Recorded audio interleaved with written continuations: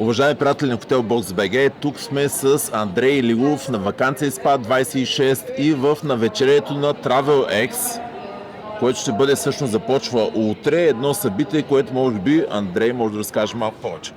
С удоволствие, благодаря. TravelX е събитие, второ издание. Конференция в хотелския сектор.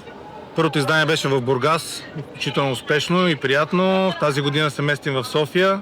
Концепцията на TravelX е да покажем туристическия продукт от всичките му страни.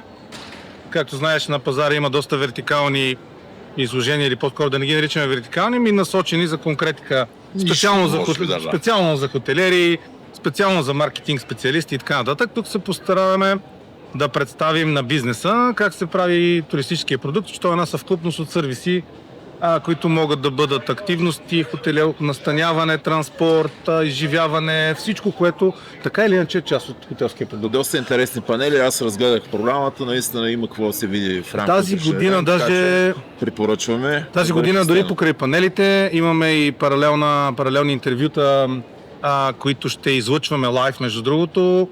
Правим първото събитийно радио, така че TravelX ще си има... радио? Да, TravelX ще си има интернет радио и може да слушате всички дискусии на живо. На страницата на travelx.bg има плеер, откъдето можете да се включите и да слушате в реално време интервютата с експерти. Сега аз съм същисан в най-добрия смисъл на думата, защото ще да задам въпроси, които са свързани с AI.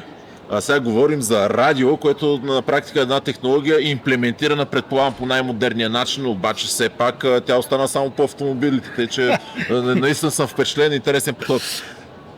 За мен радиосигнала си е нещо, което е нашето ежедневие. Предполагам, всички сте меломани, всеки има някакъв избор на слушаемост на първо на тематики, второ на тип музика, всеки прекара свободното си време по различен начин.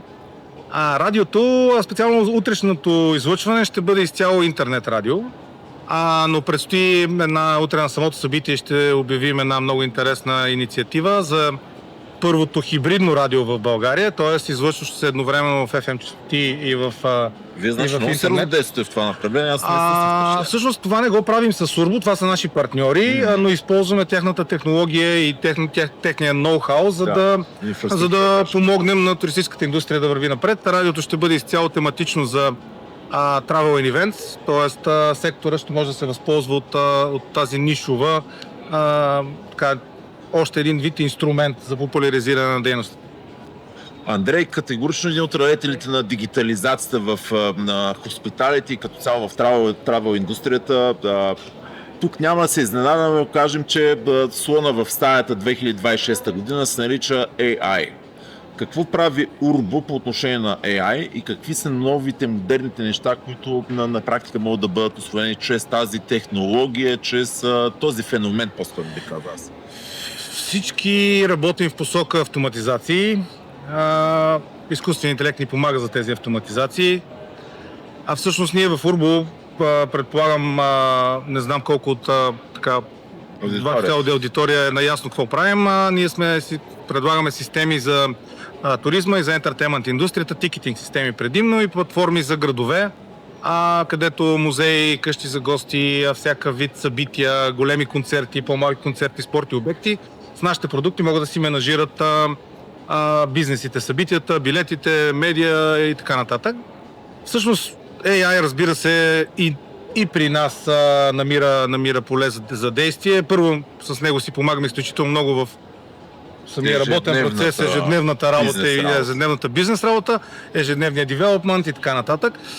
Но към крайен потребител предстоят две много основни неща, които ще пуснем. Едното е, разбира се, казвам разбира се, защото нашумяват и излизат във всеки ден все повече и повече. Това са така наречените travel агенти.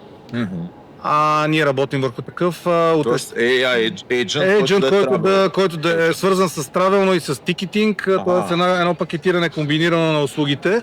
Утре ще демонстрираме една малка част. Пакетинг, нещо такова. Ще се опитаме да стигнем и до това. Утре ще демонстрираме една малка част нещата на TravelX, така че ще се радвам, ако имате възможност да ги видите. Със сигурност. И естествено AI в частта репортинг за бизнесите, в частта дешборди, да бъде потвърден най-добрия начин. Най-често срещания въпрос от нашите клиенти е: вие хубаво имате тия 40, 50, 60 репорта, ама аз искам моя да е Ето такъв си. Тук Така да е че- голямото квадратче Да. с хубавата графика. Така че това са двете посоки, в които работим. Утре ще открием леко завесата на първата. За втората има още малко време. Какво мога да кажа повече? AI е навсякъде. Вече. Категорично това е точно така. В туризма аз наистина вярвам, че AI няма как да не остави своето отпечатък, тъй както го оставя буквално във всяка една ниша. Ще ми е любопитно обаче Андрей да каже и какво той вижда между Urbo Studio и между Hotelbox BG, което ние можем да направим по такъв начин, че да сме да донесем повече стойност на потребителя. Ние в крайна сметка дигитална агенция бихме могли в Ще се опитам да го пресъздам на аудиторията с една асоциация. Много мразя да предоставим на наш клиент, който иска да се развива технологично, всяка вид технологии, за да си извършва бизнес дейностите и активностите по-бързо, по-коректно, по-правилно, да прави повече пари и ние да му дадем един космически кораб, той да продължи да кара един велосипед. Да. В никакъв случай не искам да обидя велосипеда като превозно средство.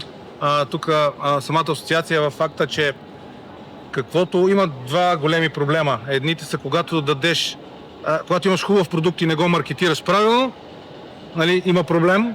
И вторият по-голям проблем всъщност е когато нямаш продукт, а го маркетираш много добре. Да. Тоест имаш само черупка, имаш само опаковка. Да, така че смятам, че двете компании в тази посока трябва да гледаме и това, което си коментирахме с теб преди срещата е, че трябва по-скоро да вземем действия и активности в тази посока. Които да са реални, нали? Които да свършим нещо за нашите потребители и партньори е да направим така, че и продукта, и маркетинга, и представянето да са на едно ниво. Добре, аз мисля, че това е един хубав финал на всичко, което може да кажем на нашата аудитория. Очакваме ви на TravelX утре. Естествено, заповядайте. Така че виждаме се. Всичко добро, успех!